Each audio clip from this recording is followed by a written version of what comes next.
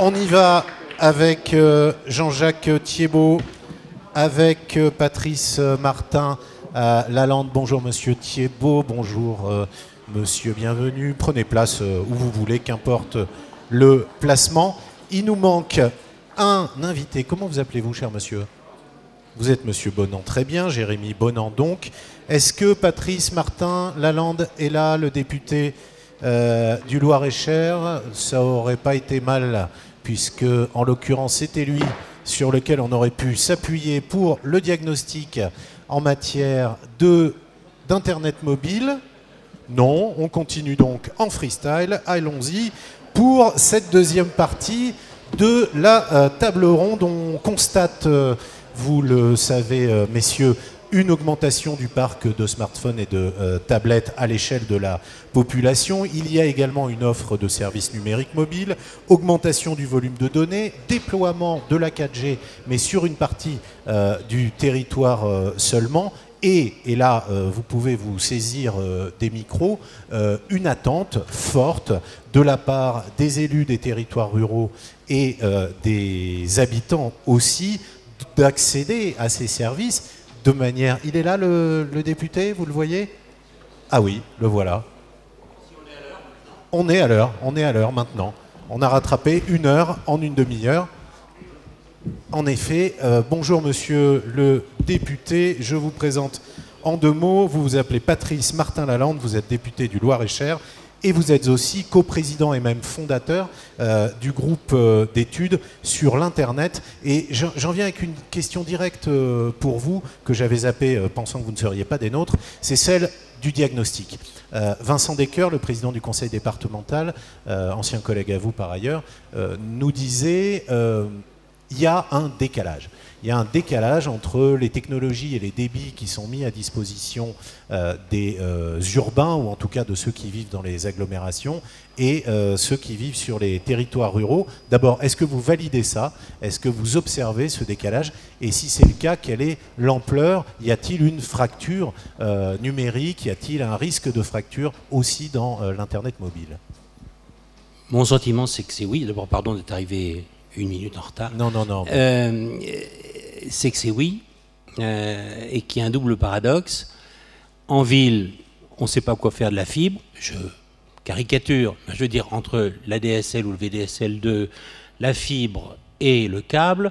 D'ailleurs, la fibre ne fait pas un tabac au point de vue du nombre d'abonnements.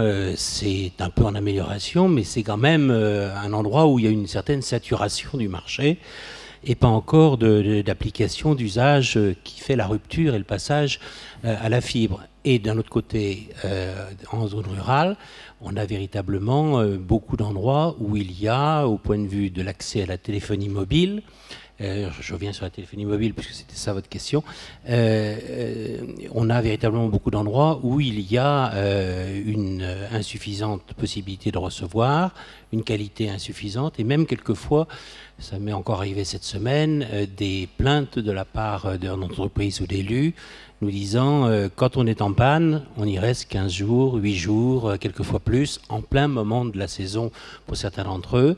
Donc il y a à la fois un problème, naturellement, de réception qui est encore insuffisante sur un certain nombre de territoires. Il ne faut pas quand même oublier qu'on a quand même fait un gros chemin et qu'on en est à 80, pour ce qui est de la 3G, 99%. Mais on peut difficilement se contenter des critères de population fixe, puisque c'est ceux qui sont pris en compte, pour juger de la bonne couverture en téléphonie mobile. Il y a un côté un peu paradoxal de ce côté-là aussi. Et j'ajouterais que plus ça marche à côté, plus c'est insupportable pour ceux qui ne l'ont pas. Et donc il y a aussi ce phénomène psychologique bien normal de se dire on est exclu. Oui, parce que le sujet, vous disiez, il y a des efforts qui ont été faits, en effet, sur la 3G. La couverture a considérablement progressé. Ici même, d'ailleurs, on peut surfer. Sauf que les nouveaux usages appellent des débits encore supérieurs et que le sujet, désormais, c'est l'Internet mobile avec un niveau de confort comparable à celui qu'on aurait pour de l'Internet fixe.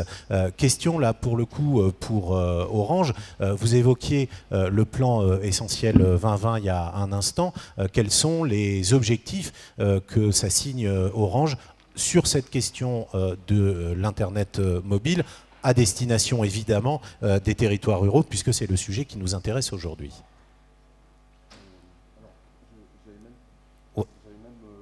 Oui, si, le micro va s'ouvrir. Normalement, ça marche au bout de quelques secondes. Ouais. Voilà, c'est ça. On attend juste que l'ingénieur du son les ouvre derrière. Il les ouvre, c'est parti. Donc, j'avais préparé 2-3 planches justement pour dire où on en était. Alors, je suis bien conscient que, et puis c'est à chaque fois le même débat, à savoir, nous annonçons un certain nombre de pourcentages et de populations couvertes, mais ce n'est pas forcément le ressenti de tous les jours, etc. Mais il faut bien avoir des benchmarks qui montrent ce qui est fait, ce qui n'est pas fait, etc. pour se benchmarker entre les différents opérateurs. Alors, vous êtes d'ailleurs, et il faut le souligner, le seul qui ait bien voulu participer à cette, cette table ronde. Quand j'étais de l'autre côté, puisque j'ai rejoint Orange il y a peu de temps, je trouvais que Orange était très très présent à Ruralytic. Je l'ai dit tout à l'heure, il était présent dès les premières années, mais très présent aussi sur les tables rondes. Là, je me sens un petit peu seul pour une fois, parce que quand on vient parler mobile, quand on vient parler de couverture, quand on vient parler de services et de trous de couverture également, eh bien, en général, on n'est jamais le bon élève, même si c'est le cas, on est plutôt le mauvais élève. Alors, on va dire qu'on est je sais pas, le bon élève, malgré tout. Je vais employer ce terme-là parce que c'est vrai qu'il y a eu beaucoup d'efforts qui ont été faits de la part d'Orange en termes de couverture. Alors, Patrice Martin-Lalande le disait, évidemment, on présente sur la 3G, 3G+, 99%, sur la 4G, 76% de couverture. Et on est déjà présent dans la 4G+, sur 17 villes, mais tout ça, quand on est au niveau d'une commune rurale, évidemment, c'est pas forcément audible, surtout si on a des trous de couverture, si les centres-bourgs sont pas tout à fait bien desservis, etc. Donc, je sais pas si Jérémy devait faire un petit point sur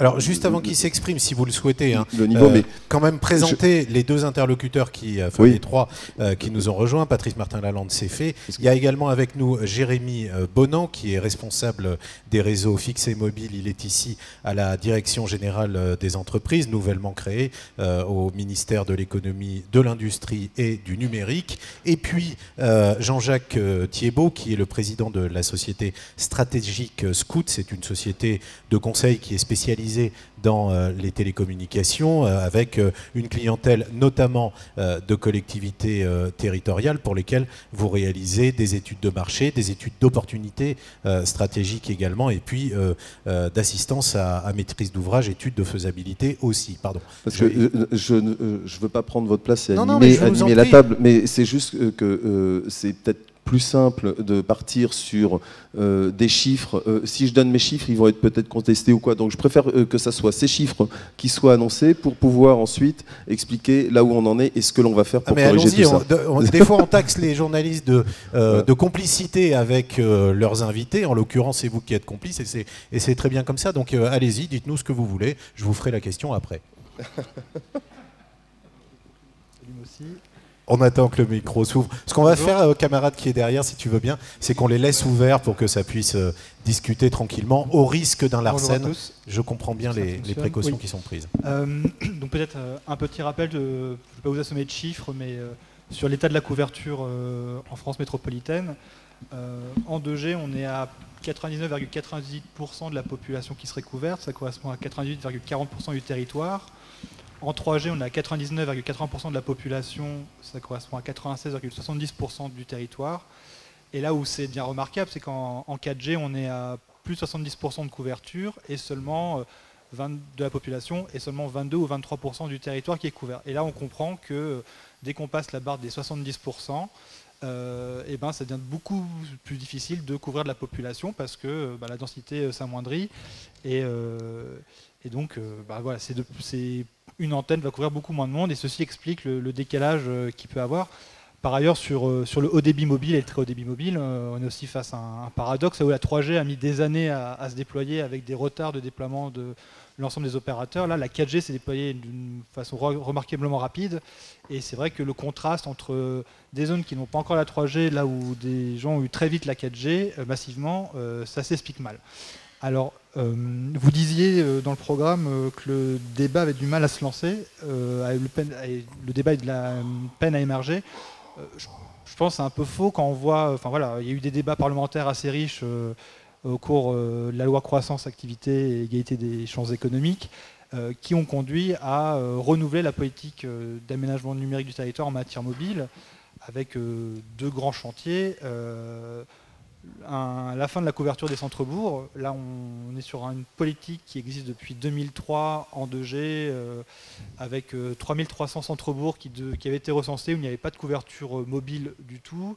Et les opérateurs, les trois historiques, s'étaient engagés à les couvrir. Et ça, c'était un programme qui avait plutôt bien fonctionné, avec sur les 3300 communes, centres-bourgs, il restait une 70aine de centres-bourgs à couvrir pour des difficultés techniques. Mais ce qu'on a réalisé, c'était que... Mais ça, c'était la 2G, hein, vous l'avez dit, j'ai bien entendu. Alors, le problème des listes, c'est qu'il y a toujours des oubliés. Et donc, on savait, au fur et à mesure, qu'il y avait une cinquantaine de communes au moins qui avaient été oubliées. Là, on a relancé un recensement auprès des préfectures de région. Les résultats sont en train de revenir au niveau national pour compléter cette liste et s'assurer que chacun des centres-bourgs en France métropolitaine ait de la couverture mobile. Par ailleurs, il y avait un autre sujet qui avait émergé, c'était, on rentre dans les bizarreries administratives, c'est les fusions de communes, avec un centre-bourg où il y avait de la vie des habitants, qui n'en était plus vraiment un parce que la mairie a été fusionnée dans la commune d'à côté, et qui n'avait pas de couverture. Donc là aussi, on recense les centres-bourgs secondaires, avec cet objectif qui était rappelé par la ministre, que la couverture soit faite. Un programme similaire avait été lancé, cette fois devant l'ARCEP, pour couvrir en 3G les 3300 centres-bourgs recensés en 2G et 300 centres-bourgs supplémentaires. Alors, sur ce programme-là, on a eu beaucoup plus de difficultés, puisque ces centres-bourgs devaient être finis et couverts à la fin 2013, et en réalité, il n'y avait que 40% qui avaient été réalisés. Et donc là, c'est ce qui a été fait dans la loi, voté par le Parlement, une échéance pour que ces centres-bourgs-là soient couverts d'ici mi-2017. Donc on a des échéances obligatoires, légales, qui ont été fixées par le législateur. On a doté l'ARCEP d'une nouvelle compétence pour pouvoir s'assurer que les opérateurs tiennent leurs engagements. Donc voilà, je pense que le débat a émergé et que des réponses vont être apportées pour que l'ensemble des centres-bourgs aient la 2G et au moins la 3G d'ici mi-2017.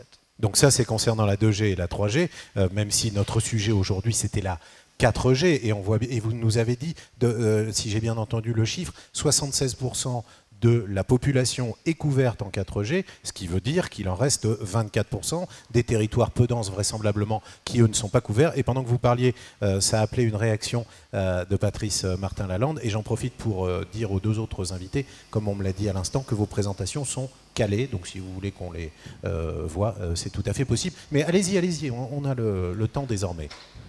Deux choses peut-être un peu contradictoires ou paradoxales. En France, on a collectivement fait le choix de privilégier le consommateur.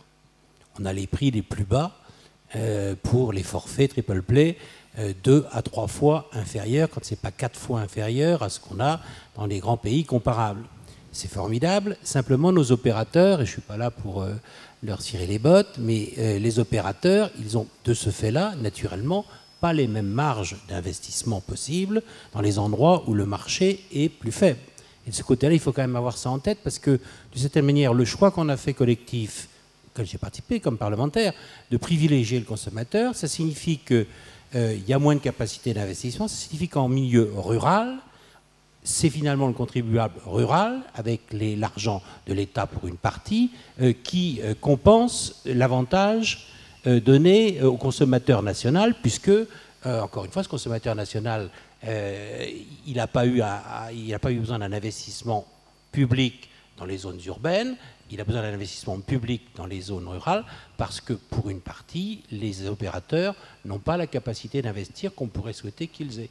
Et puis la deuxième chose que je souhaitais dire, c'est que le recensement des couvertures est un recensement qui se comprend, mais sauf que quand on compte l'ensemble de la population d'une commune, sous bénéfice qu'il y ait pour 1 minute possible la réception dans une qualité convenable à la mairie du centre-bourg, c'est véritablement en zone rurale un critère qui ne tient pas. J'ai déjà dit tout à l'heure que employer des critères de la population fixe pour apprécier le mobile, c'était pas très raisonnable, qu'il va peut-être falloir qu'on change.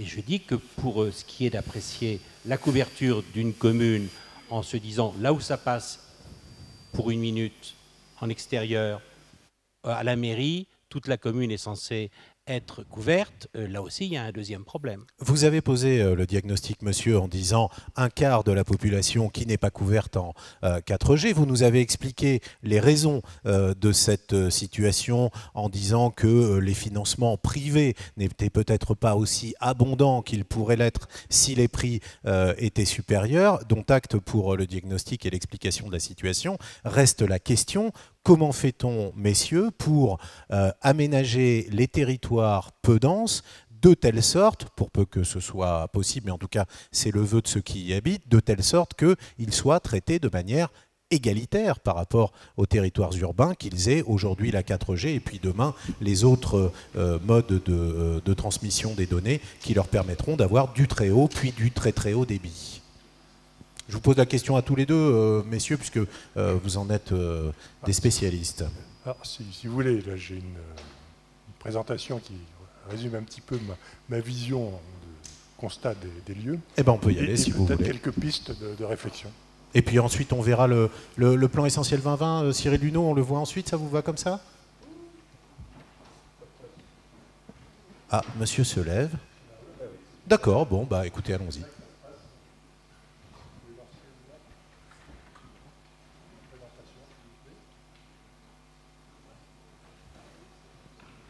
Allez, on y va pour le PowerPoint, semble-t-il, de monsieur Thiebaud, je crois. Excusez-moi, je bricole sans mes notes. C'est Jean-Jacques Thiebaud, en effet, le président de Stratégique Scout, dont on me disait tout à l'heure que la présentation était calée. Si elle l'est, on y va. Stratégique Scout, donc, qui est une société de conseil spécialisée dans les télécommunications. Et puis peut-être, monsieur, répondre à la question même sans le PowerPoint, si vous voulez bien. Si vous voulez, mais enfin, il y a quelques petites cartes qui sont intéressantes. Est-ce qu'on l'a derrière, on peut me le dire? On l'envoie ou pas? Alors, ils arrivent. Ils arrivent. Bon, en attendant que ça vienne, je vais faire une petite anecdote. Oui, ils sont en edge derrière. Une petite anecdote très récente, puisque ça s'est passé hier soir. Donc, je séjourne dans un hôtel à Vic-sur-Cère. Donc, j'allais voir mes amis du Credo dans un autre hôtel Vic-sur-Cère. Et donc, là, il y a un Parisien qui m'appelle et qui apparemment avait une excellente couverture chez lui. Mais donc, donc j'étais en centre-bourg. Et donc, j'ai commencé à m'éloigner du centre-bourg. Et quand je suis arrivé en haut de la côte, bah, il n'y avait plus de signal. Alors, donc, effectivement, je voulais quand même rappeler ce Parisien qui m'appelait. Et donc, j'ai demandé au patron de l'hôtel comment je fais pour attraper le signal de l'opérateur X, que je ne mentionnerai pas. Et il m'a dit, mais c'est pas compliqué, vous faites 200 mètres, vous mettez à côté de la gare et vous aurez le signal. Et effectivement, c'est bien ce qui s'est passé. Et donc, à partir de ce moment-là, j'ai pu terminer ma conversation. Voilà. Donc, si vous voulez bien... alors voilà, la présentation est calée. Donc, je suppose que c'est ça. Quelques minutes à peine, hein, si vous voulez bien, parce qu'on doit ensuite donner la parole à deux personnes qui nous attendent depuis un bon moment. Voilà, donc ça c'est effectivement quelque chose qui a déjà été dit. Donc la question c'est, est-ce que nous sommes au bout du tunnel? Donc effectivement, on a l'impression que par l'action conjuguée des opérateurs et de l'État, on va arriver à couvrir les derniers centres-bourgs, les dernières communes. Il y a même ce guichet de couverture mobile dont a parlé la ministre. Donc ça devrait arriver d'ici 4 ans. Alors, malgré tout, on se pose la question que de toute façon, est-ce que on n'est pas en train de courir après un objectif qui bouge? Parce que les besoins des territoires ruraux sont croissants. Et donc, on a déjà eu plein d'exemples sur les usages qui tirent la croissance. Et malgré tout, les opérateurs considèrent le plan d'affaires des zones rurales comme défavorable, puisqu'il faut mettre de l'investissement là où il n'y a pas beaucoup de clients. Donc, effectivement, le business case ne tourne pas. Et puis enfin, ça avait été aussi souligné par le communiqué de mai dernier, donc les gens ne sont pas contents de la couverture à l'intérieur des logements. Donc effectivement, c'est mon aventure d'hier soir, donc il a fallu que je fasse 200 mètres pour trouver le signal. Alors, oui, d'accord. Ah bon, ok, alors, alors, il y a malgré tout les espoirs de la 4G, au-delà des 2G, 3G qui semblent a priori en cours de résolution. Alors il y a un point sur lequel je voudrais insister, c'est qu'il y a la particularité des licences 4G, c'est qu'elles comportent des obligations spécifiques pour ce qu'on appelle la zone de déploiement prioritaire, pour faire simple, les territoires ruraux. Et donc vous voyez qu'en principe, le 17 janvier 2017, 40% de la population des zones prioritaires devrait être couverte en 4G. 90 en 2022 et 97,7 en 2027. Donc ça, qu'est-ce que ça donne? Vous regardez en dessous, vous avez une carte du Limousin que nous avons fait dans le cadre d'une étude pour la Datar là, sur les zones de montagne il y a quelques années. Et on voit que la couverture 4G, là, c'est toute la zone verte. Donc finalement, on se dit, oh, chouette, on va avoir du très haut débit mobile dans tout le Limousin, à part quelques endroits, grâce à la 4G. Et puis, ce qui est en orange, ça, c'est les déclarations d'intention des opérateurs AMI.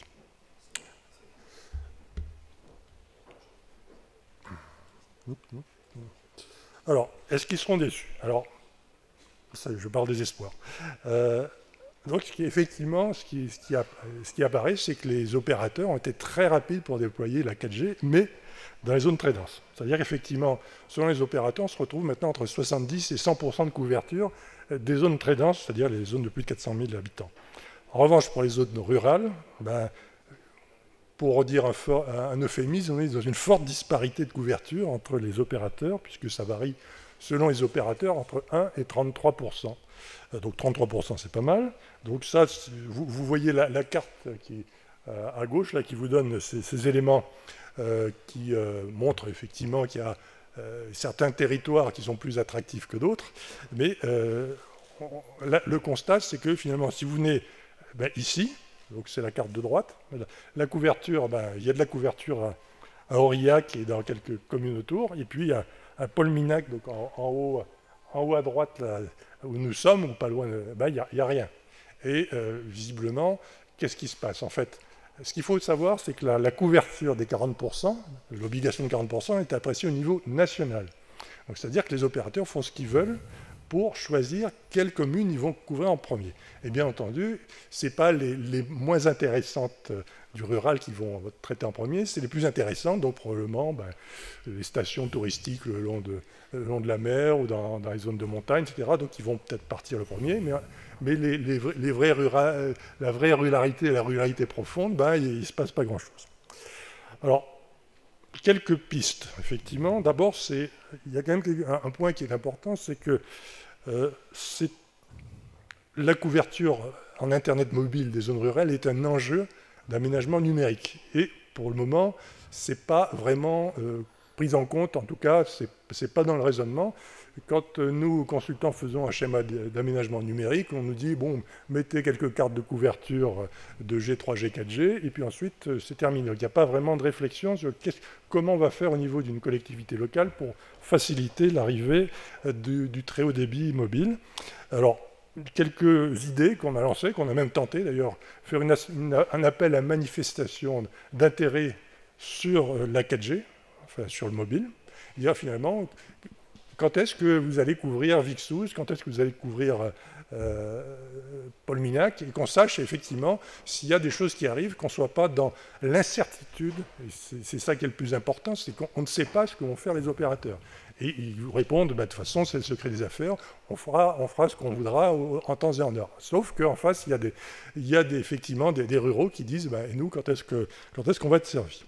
Alors, il y a peut-être aussi des outils qu'on pourrait utiliser dans les RIP, je dirais, fixes, donc du très haut débit fixe, c'est-à-dire, par exemple, le prééquipement des pylônes dans le cadre des RIP THD, c'est-à-dire qu'on pourrait très bien imaginer qu'il y ait des pylônes, enfin, qu'ils appartiennent ou non à la collectivité, qui soient préfibrés, voire même disposant déjà d'une alimentation électrique, enfin, tout ce qui pourrait faire qu'il y ait le minimum d'investissement pour que les opérateurs viennent. Alors, il peut y avoir aussi quelque chose qu'on a exploré ici, par exemple, c'est voir si une incitation aux opérateurs de RIP, c'est-à-dire que le titulaire du RIP, est-ce qu'on peut l'intéresser à ce qu'il fasse un effort commercial particulier pour faire venir les opérateurs commerciaux de la téléphonie mobile en priorité sur le territoire. Donc ça, c'est des questions qu'on peut se poser. Il y a aussi peut-être côté opérateur, se dire est-ce qu'il n'y a pas une opportunité dans ces territoires, puisque effectivement, on voit bien qu'il y a des accélérations des usages du très haut débit mobile en zone rurale. C'est quelque chose qui est fortement appuyé par tous les projets dont les élus nous ont parlé précédemment. Et donc, est-ce que ce n'est pas le moment, si vous voulez, de regarder un peu d'une manière différente le business plan? Alors, il y a d'autres opportunités donc, qui sont d'ordre réglementaire qui sont en cours. Donc, il y a la révocation de la bande des 1800 MHz qui donne plus de possibilités de couverture à certains opérateurs. Il y a actuellement une procédure pour, je dirais, l'attribution non pas de fréquence en or, mais presque en platine, c'est la bande des 700 MHz qui devrait être attribuée d'ici la fin de l'année. Donc, ce qui fait que les opérateurs vont avoir de plus en plus d'outils techniques pour pouvoir traiter ça.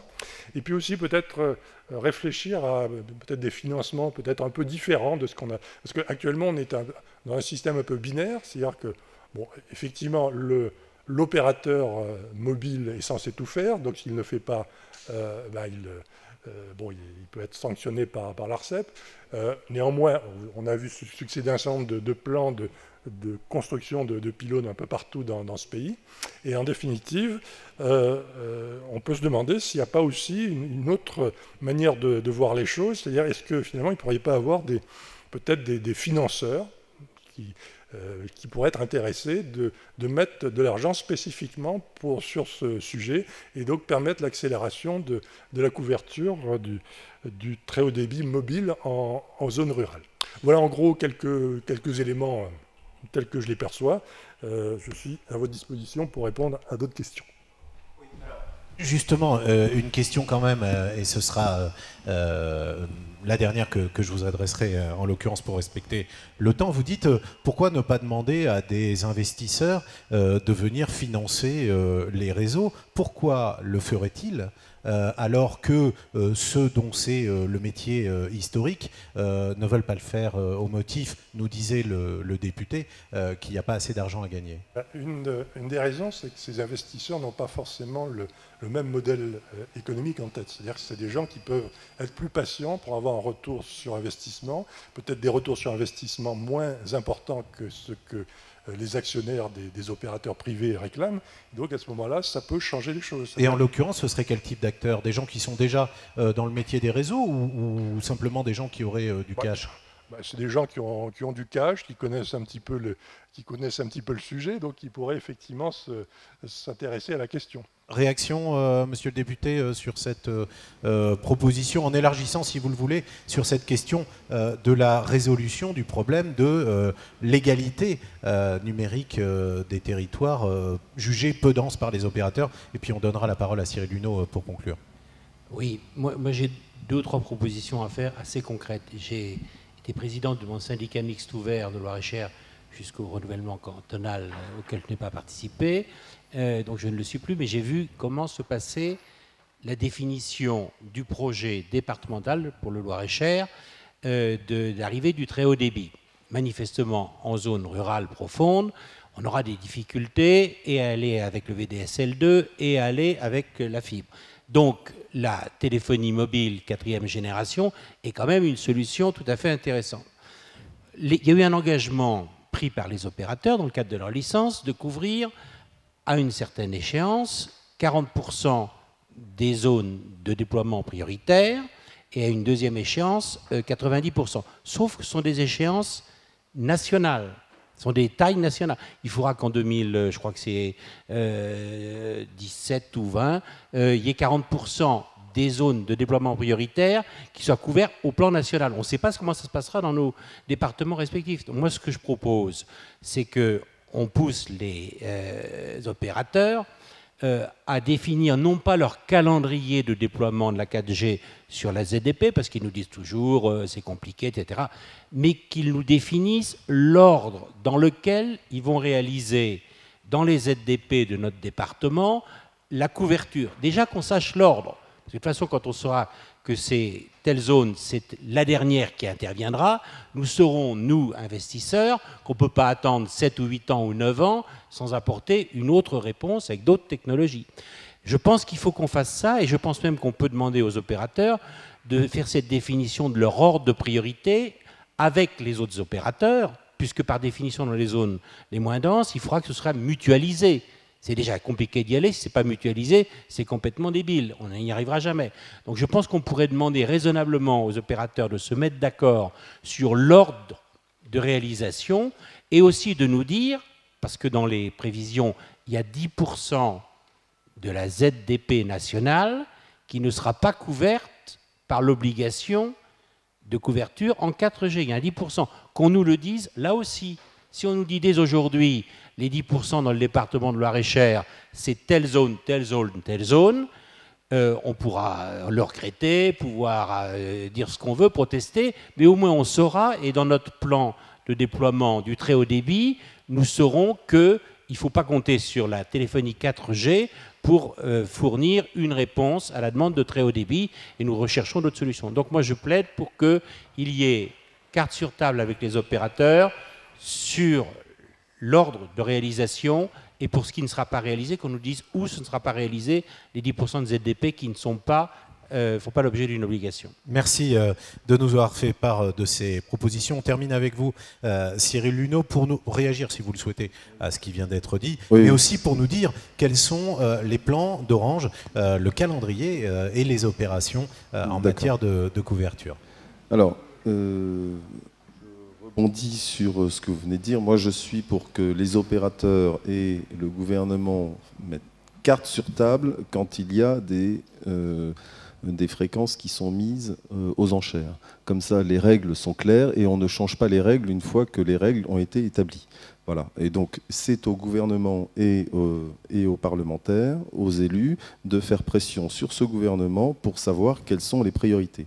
Est-ce que, comme vous l'avez dit, il s'agit de baisser au maximum les tarifs de l'abonnement mobile, ou est-ce qu'il s'agit d'avoir des couvertures complètes, rapides et les plus efficaces possibles, ou est-ce qu'il s'agit de rentabiliser un investissement qui a été fait avec des enchères qui sont très lourdes pour les opérateurs. Donc ça, c'est un choix national, c'est un choix politique, c'est un choix gouvernemental, et nous, opérateurs, on s'y plie. C'est pas nous qui faisons les règles. Donc carte sur table, je suis d'accord, mais on ne change pas une fois que les cartes sont bien établies. Là, je demande pas le changement. Je demande que l'on joue la mise en œuvre des obligations dans les zones de déploiement prioritaire de manière un peu rationnelle. Ça n'ôtera rien à votre déploiement de nous dire dès maintenant, tous ensemble, les 10% qu'on ne fera pas, c'est à tel endroit. Ça ne vous ôtera rien la possibilité de le faire en 2020 ou en 2018 si vous nous dites l'ordre dans lequel vous allez faire la couverture des zones de déploiement prioritaire. Et un dernier point, c'est ce qui m'a fait réagir, ce que vous venez de dire. On a voté au Parlement la loi sur le dividende numérique, et malheureusement, moi je l'ai dénoncé à la tribune de l'Assemblée, on a prévu un calendrier de déploiement qui est 7 à 9 ans plus long, 7 à 9 ans plus long que ce qui était proposé par l'ARCEP. C'est-à-dire que ce sera du 2027 à 2030. Le déploiement de la 4G sur la bande 700, ce sera de 2027 à 2030. Je trouve que c'est un mauvais choix parce que, d'une part, on fait payer dès 2016 aux opérateurs le prix de ces licences qu'il n'était pas urgent d'avoir, et donc on ponctionne une partie des ressources des opérateurs pour déployer la téléphonie 4G dans les endroits où ça demande à l'être. Je pense qu'il aurait été plus astucieux de décaler la vente des licences de 700 de 2 ans et de demander aux opérateurs pendant ce temps-là d'utiliser cette absence d'une dépense inutile pour au moins en partie la replacer sur le déploiement en zone de déploiement prioritaire. Je pense que là, on veut faire rentrer de l'argent dans les caisses de l'État et personne ne peut le reprocher, on en a besoin, mais simplement on le fait rentrer au détriment d'un calendrier de couverture qui est allongé de manière, vous vous rendez compte, 2030 ? Merci. 2 minutes, si vous voulez bien, Cyril Luneau, pour conclure. Oui, je me dépêche. Je ne sais pas comment changer. Alors, je crois que Sébastien Cotte vous a tendu la télécommande tout à l'heure, mais il est reparti. Bon, Sébastien, si vous avez la Si Sébastien peut mettre le 3e slide, comme ça j'irai très vite. On y va directement sur la 3e. Voilà. Le programme pour couvrir zones blanches en 2G et en 3G. Pour reprendre les chiffres qu'a donné Jérémy Bonan tout à l'heure, donc, sur les programmes initiaux, donc le programme initial 2003, pour Orange, il reste 5 sites à couvrir. Vous voyez, donc on est vraiment au bout, au bout du programme. Oui, je suis d'accord. Je suis d'accord avec tout ça. Je dis aujourd'hui où on en est, voilà. Et encore une fois, je rappelle qu'on est le bon élève. Donc, deuxième chose sur le programme complémentaire, il reste 5 sites à faire. Donc, on doit s'engager à les faire et on les fait. On s'est engagé à les faire. Ce qui est intéressant, c'est que dans les programmes complémentaires, on a donc un programme de zone blanche étendue avec 200 sites qui doivent être réalisés. Et donc, ça, c'est un programme qui commence et qui doit être fini donc d'ici 2016, avec 50 au maximum pour Orange. Et enfin, il y a un programme de couverture des zones prioritaires supplémentaires avec un guichet unique.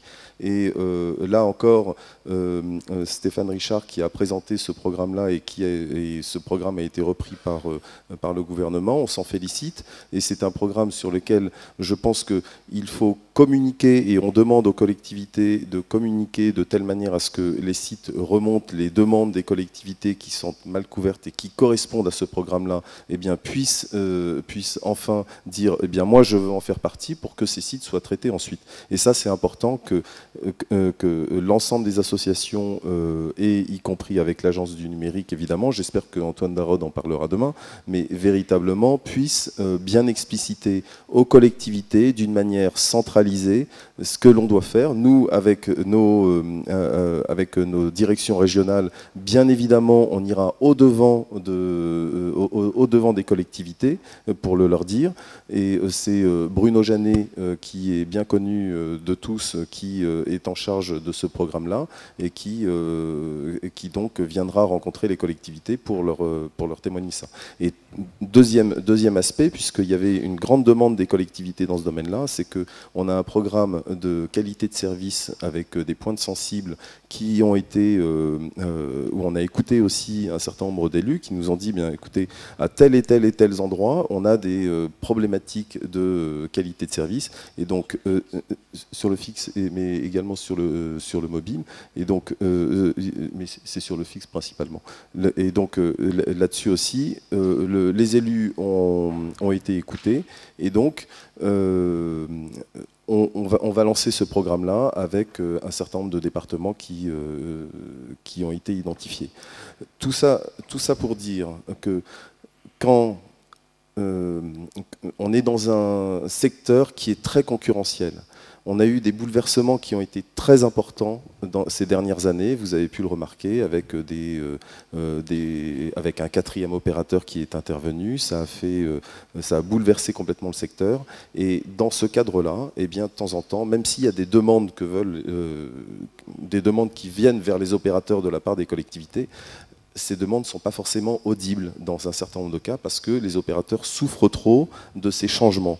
Il faut que les cadres soient clairs, qui permettent de revenir à l'investissement, qui permettent de revenir à des actions longues, et ça c'est très important. Donc on demande une stabilité, vous aussi bien sûr, mais ces stabilités sont très très importantes pour qu'on lance ces programmes qui sont longs, et voilà, donc c'est ce que je demande. Merci à vous Cyril Luneau, directeur des relations avec les collectivités locales d'Orange, à Jean-Jacques Thiebaud, le président de Stratégique Scout, et au président du groupe d'études sur l'Internet, le député du Loir-et-Cher, Patrice Martin-Lalande. Merci beaucoup, messieurs, d'avoir été avec nous